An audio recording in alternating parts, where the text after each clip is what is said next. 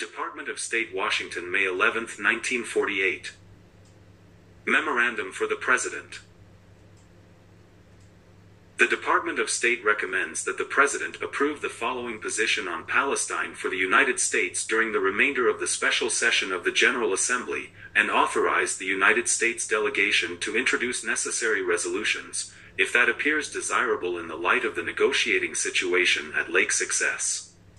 1. The General Assembly should strongly support by resolution the present efforts of the Security Council to obtain a truce in Palestine.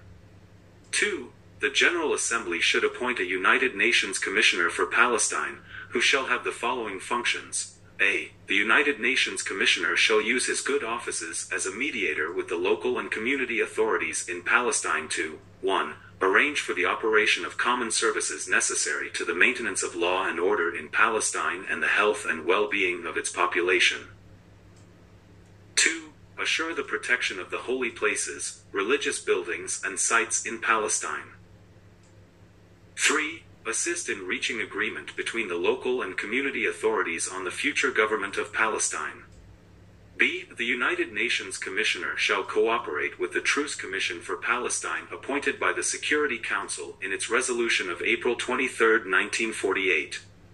C. The United Nations Commissioner may, with a view to the promotion of the welfare of the inhabitants of Palestine, invite the assistance and cooperation of appropriate specialized agencies of the United Nations such as the World Health Organization, of the International Red Cross and of other governmental or non-governmental organizations of a humanitarian and non-political character. D. The United Nations Commissioner shall render monthly progress reports, or more frequently as he deems necessary, to the Security Council and to the Secretary General for transmission to the members of the United Nations.